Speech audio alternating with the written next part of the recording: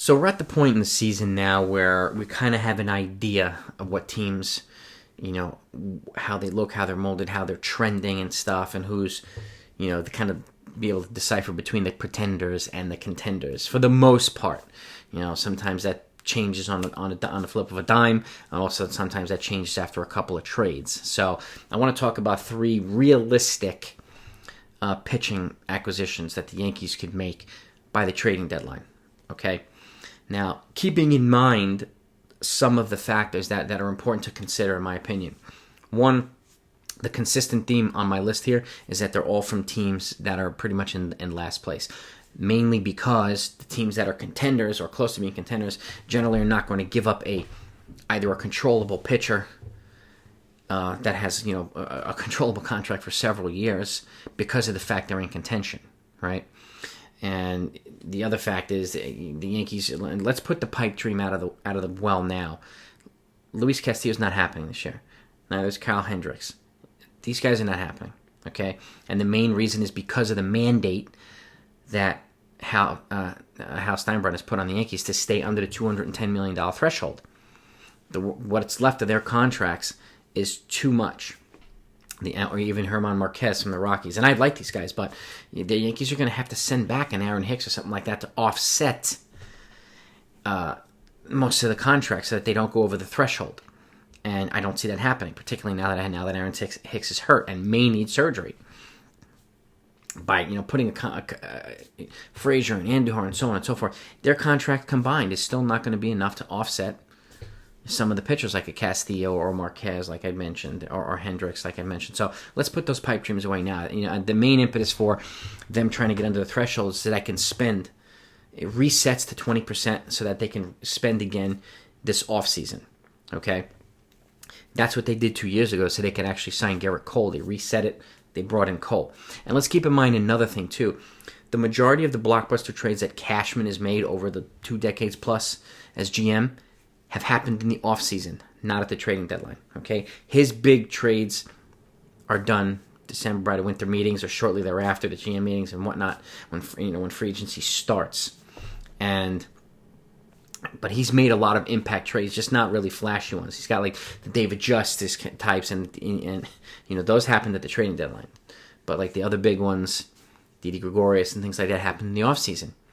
So he's made more minor incremental trades at the trading deadline, even though a lot of them have been impactful.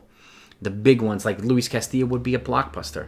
Marquez, because the likeliness of it being packaged with Trevor Story, that's a blockbuster trade, right? Hendricks, if you package him with Contreras, blockbuster trade. I don't see that happening, particularly since the Yankees only have like $2 or $3 million to work with here. So the list I'm talking about here, you're going to have 2 familiar names, and you're going to have 2 non-familiar names and 1 obvious name, okay? So let's go over it. The first one is Kyle Freeland, Gerrit Marquez's teammate in the Colorado Rockies. Now, he's yet to make his season debut because he had a shoulder strain, and he's coming off rehab now, so he'll be making his debut shortly. But he was 17-7, excuse me, in 2018, 2.85 ERA. He's a controllable lefty arm, 28 years old, and he's not a free agent until 2024. And I'm not saying he'll come in and be a 1A or an obvious 2 on the Yankees, but he would give them controllable pitching depth, particularly if and when Kluber and Taillon move on. The Yankees are going to need to replace both of them, okay? And he's on the left-handed side, so he's an option to think about. And again, he's on a more controllable contract. He's not a free agent until 2024. Marquez is locked up for several years, but he's making $14-15 million a year. So even on a prorated deal, getting him for half a season puts the Yankees over the threshold. And I'm not sure they're going to have enough to bring back unless they send in somebody like an Aaron Hicks or somebody who makes $8 or $10 or $12 million per year. And I don't see them doing that. I just don't see it happening. So he's the first one on the list in my book. The second one, this is another non-obvious name, Will Crowe. Okay? He's now with the Pittsburgh Pirates. He's 26 years old. He's a free agent in 2025, so he's got 3.5 controllable years until he's a free agent, okay? He doesn't have much experience yet in the majors. He debuted in 2020, but he already averages over right around a strikeout per inning, and he's got He's got youth, and if you put him on a rotation, just like Kyle Freeland, if you put him on a rotation with Cole and some of these other veterans, you're talking, the chances for them, really, really coming out of their shell and improving are great, on this team. And a lot of starters that the Yankees bring in, not all of them, but starters that the Yankees bring in that are of kind of this age and this mold tend to do well here, particularly early on. So, I think there's a good chance of both of them being good candidates. And again, they fit the criteria, like I said, and the criteria has narrowed now. Okay? They're controllable, affordable, all right? And they're not going to require a king's ransom in return. Yeah, they'll get a good haul. I mean, for Freeland, you're going to probably have to give up an Andujar, which he's being blocked everywhere anyway, so and put his bat in Coors Field. Pretty good. And you probably have to give up a Luis Gil, a top pitching prospect or something like that to get a Freeland, but it would be worth it. It would be worth it, right? For Crow, maybe a little bit more. He might even cost, Andujar and Gil and, I don't know, somebody else, a young pitching arm or another offensive piece or whatnot. It's worth it, okay, for guys like that. Young, controllable starters. And I've mentioned this in other videos. Young, controllable starters don't come that very often. That's why the Brewers hold on to Brandon Woodruff, Corbin Burns, young, controllable starters who are very, very good. Okay? If the Brewers are going to trade anybody, it's going to be Josh Hader because of the fact they've got Devin Williams and this new kid. And is it Josh Rosenhaus, I think it is? Basically a younger version of Josh Hader with more controllable years. And now that Hader is $10 million per year, he's just going to get more expensive. It makes sense for them to move him because they have somebody in the stable to replace him already, to pair with Devin Williams. And I think that's the only guy that the Brewers would move. So that's why guys like this on teams who are not competing, who can recoup several prospects to help accelerate a rebuild, makes more sense, right?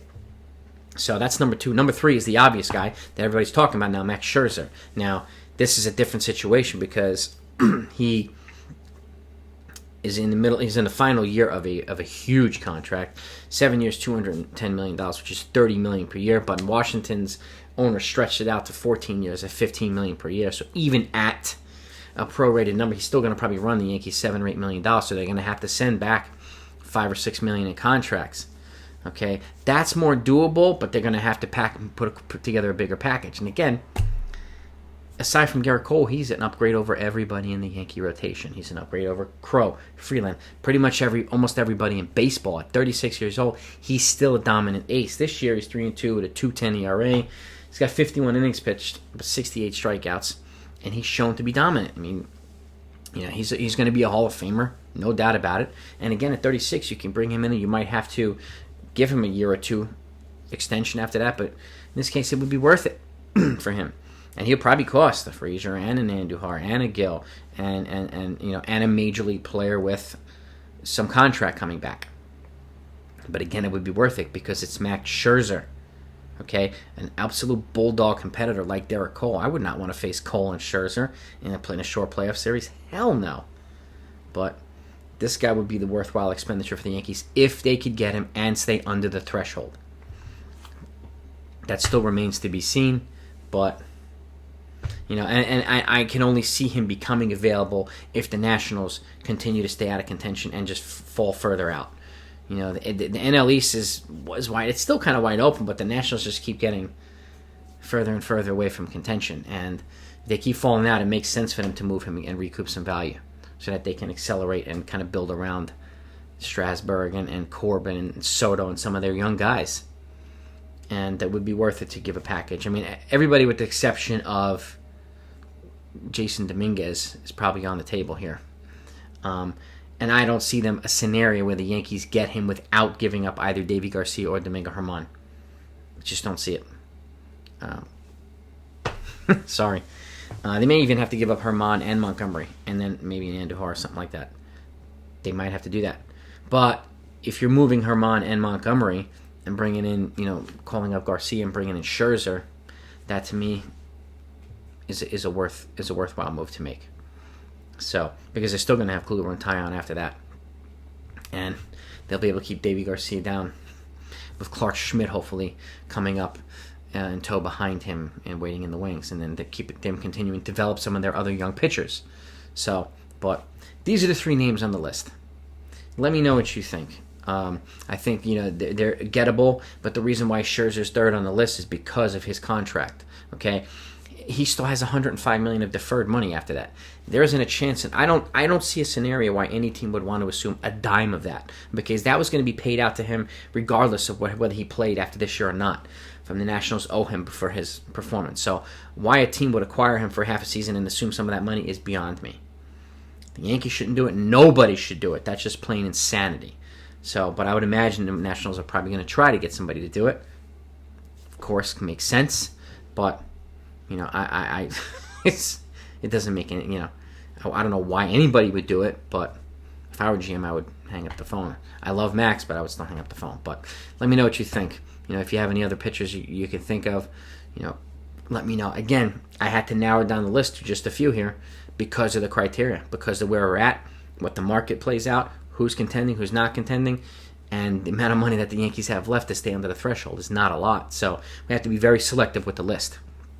Okay, and I'm going to go over the same 3 left-handed bats that the Yankees can pursue, because they've already said that they're going to be prioritizing left-handed bats for the deadline, because they are right-handed heavy lineup, and since they traded Mike Tauchman, it makes sense to go after left-handed bats. So I think you'll like that video. It's coming next. So, but thanks for watching, and I'll talk to you then.